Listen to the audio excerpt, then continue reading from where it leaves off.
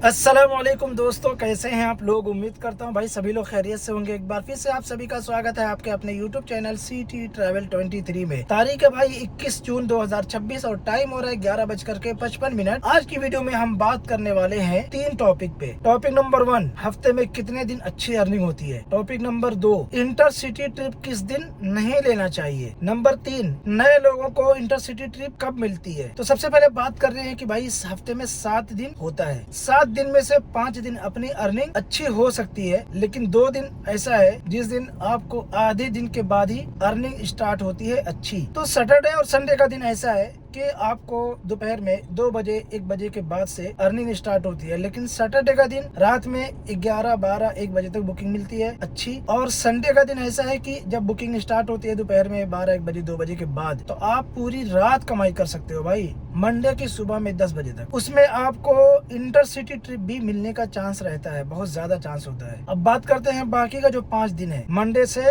Friday तक। तो Monday का दिन ऐसा है कि पूरी मुंबई में ट्रैफिक दबा के होती है भाई, तो ट्रैफिक की वजह से अर्निंग पे इफेक्ट आता है, थोड़ी अर्निंग कम होने का चांस रहता है, लेकिन डिमांड ज्यादा होती है तो अर्निंग अच्छी होती है, रेट ज्यादा मिलता है मंडे के दिन। और मंगल, बुध और जुमेरात, ये 3 दिन तो नॉर्मल ट्रैफिक होता है, अर्निंग भी अच्छी हो सकती है और आप रात में 11 बजे तक नॉर्मली काम भी कर सकते हो, सुबह में 8 बजे से। और फ्राइडे का दिन ऐसा है कि भाई जो हमारे मुसलमान भाई काम करते हैं वो लोग तो ज्यादातर या तो जुमा के दिन छुट्टी करते हैं या तो जुमा की नमाज तक छुट्टी करते हैं, तो जुमा के बाद काम पे निकलते हैं, लेकिन अर्निंग उस दिन भी अच्छी हो जाती है अगर टाइम से निकल जाए और रात में 10-11 बजे तक काम करे तो। अब बात करते हैं कि भाई जो लोग नए आए हैं उनको इंटरसिटी ट्रिप कब मिलती है। इंटरसिटी ट्रिप के लिए कंडीशन ये होती है, आपकी एक्सेप्टेंस रेट जो है वो अच्छी होनी चाहिए, आपकी रेटिंग अच्छी होनी चाहिए, तो आपको इंटरसिटी ट्रिप मिलती है। क्यों, अगर आप नए हो तो आपका कोई एक्सपीरियंस नहीं है, तो कोई रेटिंग का हिसाब किताब नहीं है, इसलिए आपको बुकिंग नहीं मिलती है। लेकिन ऐसा भी नहीं है कि नहीं मिल सकती है, अगर आपके एरिया में इंटरसिटी ट्रिप आ रही है, कोई गाड़ी नहीं है तो आपको भी आ सकती है,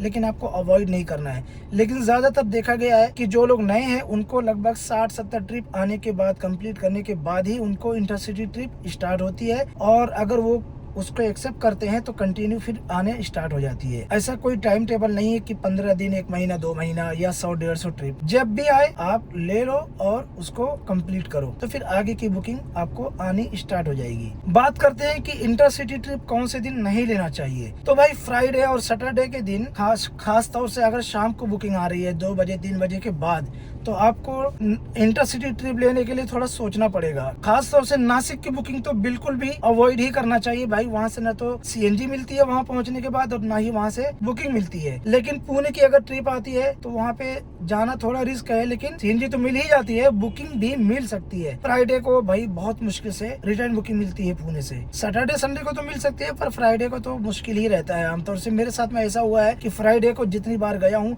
अगर मैं 10 बार गया हूँ तो 3 बार मुझे रिटर्न बुकिंग मिली है, 7 बार नहीं मिली है भाई। तो मैं ये अपना एक्सपीरियंस आप लोगों के साथ में शेयर कर रहा हूँ। संडे के दिन तो आप कहीं की भी रिटर्न बुकिंग आपको मिल जाएगी। यहाँ से अगर आप नासिक गए हो, पूना गए हो या मतलब गोवा रोड पे भी गए हो ना, तो संडे के दिन जब आप जाओगे, शाम तक पहुंचोगे 4 बजे 5 बजे, तो रिटर्न ट्रिप आपको मिल जाती है। क्योंकि लोग या तो क्या नाम है, छुट्टी मनाने गए होते हैं, या तो हॉलीडे में गए होते हैं, या तो फिर शादी ब्याह में गए होते हैं, तो रिटर्न उनको आना ही होता है भाई। तो इसलिए संडे के दिन कहीं पर भी आप जाओ, रिटर्न ट्रिप मिलने का चांस 100% रहता ही है। क्योंकि संडे की शाम को ही समझो मंडे स्टार्ट हो जाता है, लोग अपने अपने घर पे या अपने काम पे जाने के लिए छुट्टी को खत्म करते हैं या शादी ब्याह से लौटते हैं और अपने घर की तरफ आते हैं। और पुणे की अगर बात करें भाई, तो वहाँ के लोग तो भाई मुंबई में फ्लाइट भी पकड़ने आते हैं, ट्रेन भी पकड़ने आते हैं, क्योंकि बानेर, वाकड, पिंपरी चिंचवाड़, ये सब जो एरिया लगता है ना, ये नवी मुंबई की साइड का एरिया है पुणे का, तो वहाँ से यहाँ आने में 1.25 घंटा 1.5 घंटा मुश्किल से लगता है। तो लोग यहीं पे आते हैं फ्लाइट पकड़ने नवी मुंबई,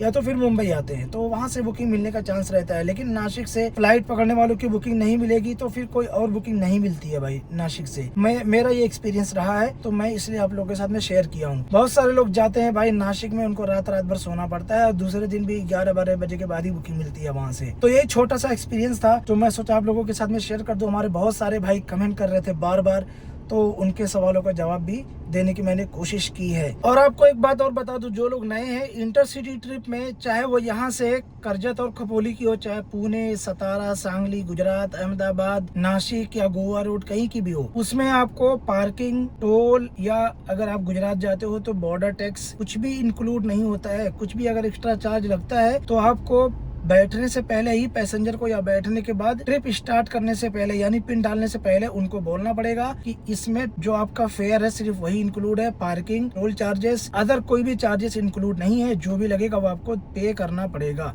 लेकिन ये है कि वन टाइम यानी जाने वाला, रिटर्न टोल उसमें आपको नहीं लेना है, सिर्फ जाने का टोल लेना है। जब आप ट्रिप कंप्लीट करोगे तो ट्रिप का मान लो 3000 रुपया हुआ है तो टोल नाके का 500 रुपया अगर लगा है तो 500 रुपया जोड़ना है। कहीं अगर पार्किंग का पैसा लगा है तो उसका भी जोड़ना है, नहीं लगा है तो नहीं जोड़ना है। और नाजायज पैसा नहीं लेना है, यानी अगर 500 रुपया जाने का लगा है तो सिर्फ 500 रुपया लेना है, 520 रुपया लगा है तो 520 रुपया लेना है। 10 रुपया भी आप एक्स्ट्रा मत जोड़ो।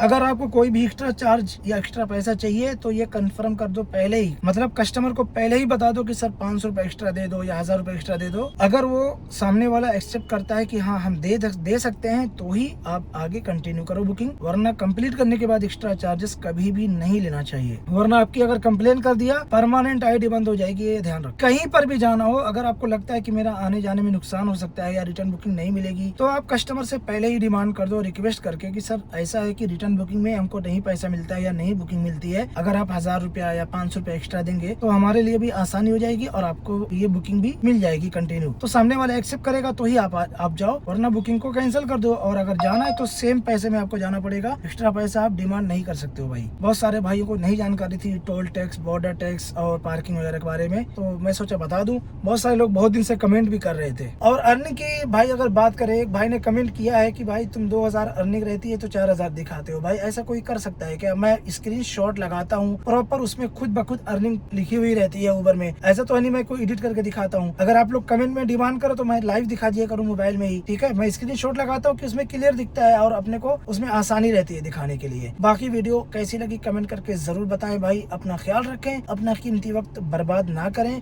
मेरा जो नया चैनल है @HNC Info यूट्यूब पे सर्च करके उसको आप लोग सब्सक्राइब जरूर करें। मैं मिलता हूँ आप लोगों से अगली वीडियो में। अपना ख्याल रखें। अस्सलाम वालेकुम।